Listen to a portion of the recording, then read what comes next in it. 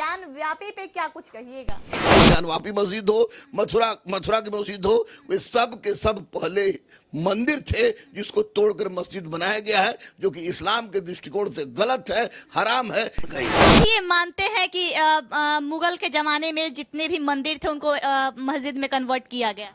मानते नहीं, जानते हैं। जिक्र है इस्लाम में और कुरान में स्पष्ट रूप से लिखा हुआ है कि जो जिसका हक है उसका हक मिलना चाहिए। इतिहास का छात्र हूँ, इतिहास का छात्र होने के नाते मैं कह सकता हूँ कि औरंगजेब ने 2 बार उस पर अटैक करवाया था। मुसलमान हो के एक ऐसा बात कह रहे हैं जो मुसलमान भाइयों को ठेस पहुंचेगा इस बात से। तो वैसी साहब से आप खुश नहीं हैं? वो वैसी जिन्ना के अवतार हैं। ज्ञानवापी मस्जिद का मुद्दा काफी दिनों से चर्चा में था। अब चर्चा ये है कि ज्ञानवापी मस्जिद में पूजा अर्चना भी हो रहा है।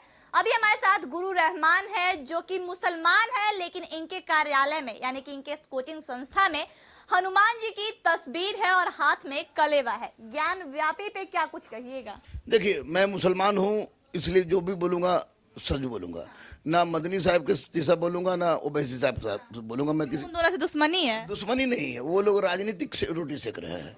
इस्लाम में और कुरान में स्पष्ट रूप से लिखा हुआ है कि जो जिसका हक है उसका हक मिलना चाहिए। आप मानते हैं ज्ञानव्यापी हिंदुओं का था? अरे हम मानते क्या है, मैं जानता हूँ, मैं इतिहास का छात्र हूँ। इतिहास का छात्र होने के नाते मैं कह सकता हूँ कि औरंगजेब ने 2 बार उस पर अटैक करवाया था। एक बार जयसिंह के माध्यम से, एक बार स्वयं उससे कराया था, और विश्वनाथ मंदिर के एक पार्ट को तोड़ के उसने ज्ञानवापी मस्जिद का निर्माण करवाया था। आप बताइए, इस्लाम में चित्र हराम है, दीवार पर चित्र मिला, गर्भगिरी मिला, शिवलिंग मिला, क्या इस्लाम में से कोई जगह है? बिल्कुल जगह नहीं है। मैं सिर्फ और सिर्फ इतना कहूंगा कि ज्ञानवापी मस्जिद जो है वो ज्ञानवापी जैसा वर्ड तो किसी इस्लाम में है भी नहीं।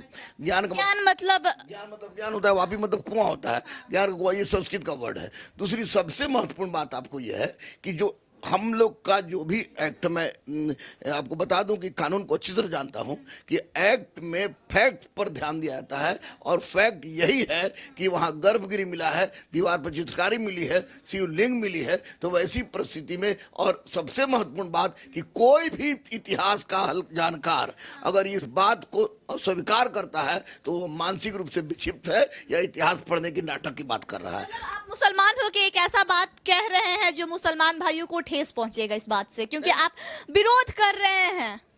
जो उसी मुसलमान भाइयों को ठेस पहुंचेगा जो मुसलमान भाई इस्लाम को अच्छी तरह से नहीं जानते हैं। मैं तो स्पष्ट रूप से कहूंगा कि मुसलमान में अब कुछ एक ऐसे नेतृत्व की आवश्यकता है जो नेतृत्व इस्लाम के वास्तविक परिभाषा को पटल पर रख सके। और वैसी साहब से आप खुश नहीं हैं? वैसी जिन्ना के अवतार हैं, उनकी कोई भी भाषा ऐसी नहीं होती है जिससे कैसे बोल सकते हैं? इसलिए कि भड़काऊ भाषण देते हैं, वो हिंदू मुस्लिम में लड़ाने की बात करते हैं। अपने समुदाय के लोगों को जागरूक करना क्या गलत है? जागरूक देश से पहले समुदाय होता है, सबसे पहले राष्ट्र होता है, तब देश होता है। कुरान में देखें, सिर्फ बोल देने से कुछ नहीं होता है। अगर ये बाबरी मस्जिद अयोध्या में से किसी भी मुस्लिम सूफी संत या पैगंबर से संबंधित नहीं था, तो बाबरी मस्जिद जब वहाँ बना, बाबरी मस्जिद की जगह पर रामलला की मूर्ति स्थापित हुई, वो भी सही था। अच्छा, मतलब जो एक नारा अभी सोशल मीडिया पे काफी ट्रेंड कर रहा है कि जहाँ जहाँ खुदेगा वहाँ वहाँ शिवलिंग मिलेगा, आप भी मानते हैं क्या इस चीज को? नहीं, जहाँ जहाँ खुदेगा वहाँ वहाँ शिवलिंग मिलेगा तो मैं नहीं मानता हूँ, लेकिन एक इतिहास का छात्र, एक अच्छे विश्वविद्यालय का छात्र होने के नाते ये बात मैं जरूर कहूँगा कि प्रारंभ में तुर्कों ने और मुगल काल में विभिन्न राजाओं ने जितने भी मस्जिद के निर्माण करवाए हैं, कोतुल इस्लाम मस्जिद हो, 2.5 दिन का झोपड़ा हो, ज्ञानवापी मस्जिद हो, मथुरा की मस्जिद हो, वे सब के सब पहले मंदिर थे जिसको तोड़कर मस्जिद बनाया गया है, जो कि इस्लाम के दृष्टिकोण से गलत है, हराम है। इसलिए एक ऐसे मुस्लिम नेतृत्व की आवश्यकता है जो कि आगे बढ़कर कुरान को समझे, हजरत मोहम्मद को समझे, और आगे बढ़कर वो लौटा दे हिंदुओं को। लो भाई, हमारी गंगा जमुना की तहजीब यही कहती है, हमारा इस्लाम यही कहता है कि इस पर तुम्हारा हक था, तुम्हारा होना चाहिए। मतलब जो हिंदुओं का है वो हिंदुओं को वापस मिलना चाहिए। हाँ, जो हिंदू को मिलना चाहिए, जो मुसलमान को मिलना चाहिए। अयोध्या में क्या करेगा कोई मुसलमान का ही? मतलब आप ये मानते हैं कि मुगल के जमाने में जितने भी मंदिर थे उनको मस्जिद में कन्वर्ट किया गया? मानते नहीं, जानते हैं। जानते हैं हम इतिहास को तोड़ के मस्जिद बनाया गया।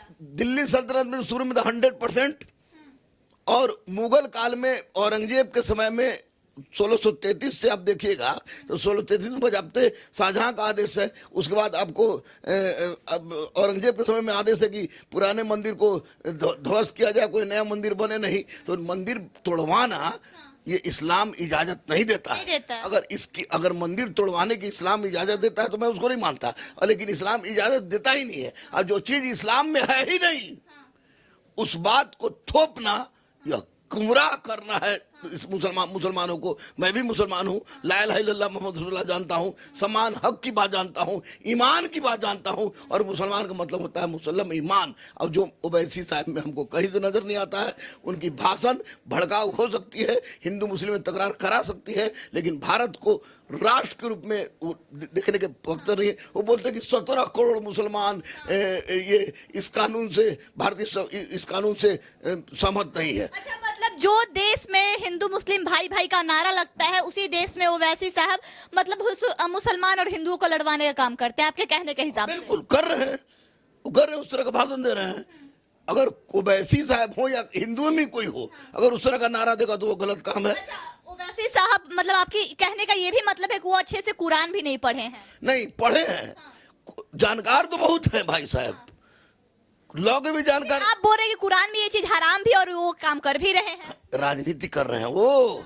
राजनीति में कोई हराम नहीं होता है क्या? राजनीति में हमको तो लगता है कि उनके हिसाब से कोई हराम नहीं। अगर कुरान के हिसाब से बोले तो फिर दुनिया में कोई भी मुसलमान बोल ही नहीं सकता है, क्योंकि हमारे हुजूर ने कहा है कि किसी भी संप्रदाय के किसी भी स्थल को ठेस पहुंचाकर वहां इस्लामिक ढांचा खड़ा करना ये कुरान के 6665 आयत में कहीं नहीं है।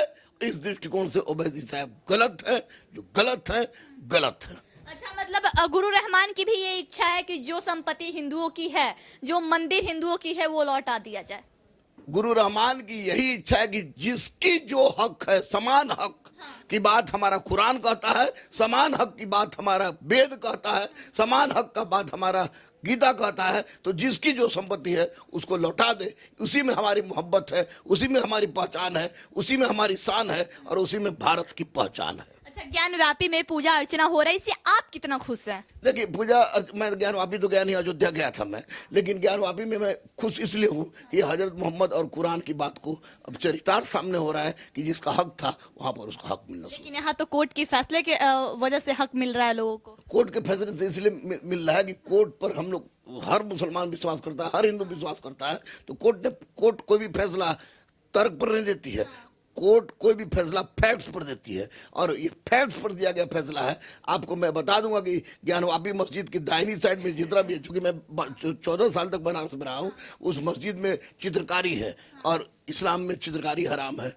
शिवलिंग का चित्र मिला है। इस्लाम में आप चित्रकारी नहीं कर सकते हैं दीवारों पे, मस्जिद के दीवारों पे। मस्जिद में चित्रकारी करना, मस्जिद में शिवलिंग रखना, मस्जिद में गर्भगृह कहाँ से?